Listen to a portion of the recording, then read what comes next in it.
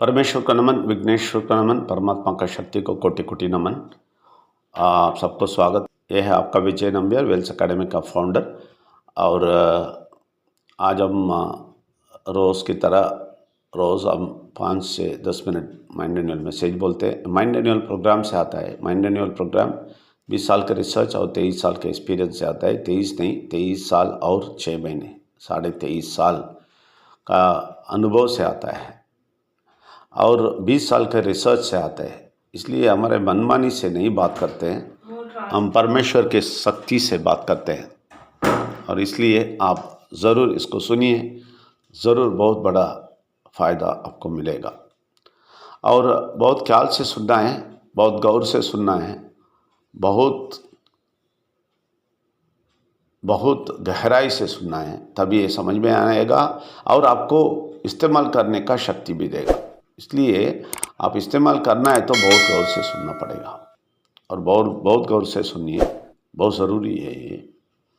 और हम एक डिस्क्लेमर देना चाहते हैं। और सुबह का मैसेज है, रात को 9 से 9:30 बजे तक है और रविवार को 2 घंटे 9 से 11 बजे बैठ के सबका जो भी विचार है उस सबको विस्तार से हम बात करते हैं।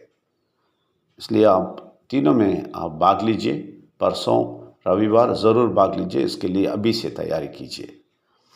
और मैं डिस्क्लेमर देना चाहते हैं, हम किसी धर्म को नीचे नहीं डालते हैं, किसी को ठेस नहीं पहुंचाते हैं। सब धर्म बोलने वाले परमात्मा को ऊपर उठा के दिखाते हैं, सत्य बोलते हैं लेकिन कड़वी सत्य बोलते हैं।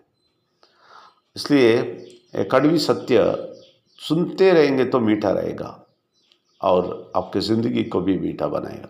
आप सबको स्वागत करते हैं। कल हम बोला था कि आप जो भी अपेक्षा करते हैं वो ज़रूर होएगा।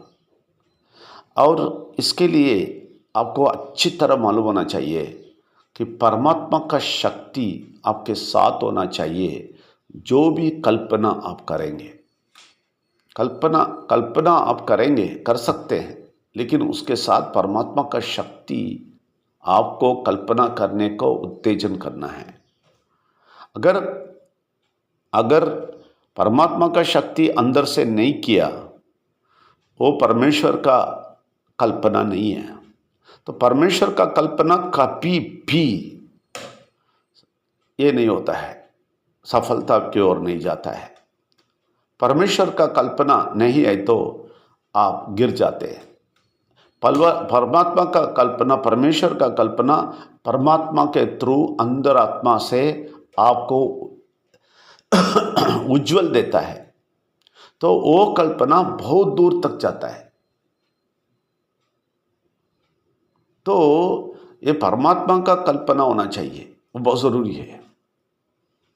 परमेश्वर और विघ्नेश्वर आप अच्छी तरह जान लिया, सच्चाई से जान लिया, जो सच्चे वो जान लिया, बहुत गहराई से जान लिया विघ्नेश्वर को, तो ये परमात्मा का कल्पना काम करना शुरू करता है। देखिए, कल्पना परमात्मा का कल्पना है ना, वो कितने दूर भी आपको लेके जा सकता है और सफलता पाएगा आप उस कल्पना में, वो सब सच निकलेगा। लेकिन परमात्मा का कल्पना होना चाहिए, बहुत ज़रूरी है। अब आप कैसे समझेंगे ये परमात्मा का कल्पना है? आप परमात्मा का कल्पना है कैसे समझेंगे? जब वो निस्वार्थ होता है, वो उसका फलस्वरूप निस्वार्थ होता है और बड़ा चीज़ होता है, बहुत बड़ा हो जाएगा, बहुत बढ़िया चीज़ कर सकता है परमात्मा का जो कल्पना। लेकिन उसके लिए आप बलपूर्वक आगे जाना है, बहुत ज़रूरी है। परमात्मा से बल लेके जाना है। देखिए, लेकिन ये दुनिया के मनुष्य जो रीति रिवाज करते हैं, विघ्नेश्वर को नहीं जानते हैं, वो लोग थोड़ा सक्सेस तो पाएंगे।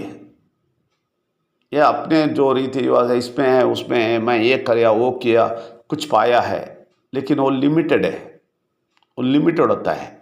लेकिन परमात्मा का कल्पना अनलिमिटेड है, वो सीमित नहीं है, वो कल्पना काम करना शुरू करेगा ना, आपका आंख बाहर आ जाएगा, ये क्या है देखेंगे, क्योंकि आपकी शक्ति से नहीं करेंगे। जब परमात्मा आपको एक कल्पना देता है और वो कल्पना के साथ आप आगे जाते हैं, तो ज़रूर परमेश्वरी परमात्मा ही उसको चलाएगा और परमात्मा ही रास्ता दिखाएगा।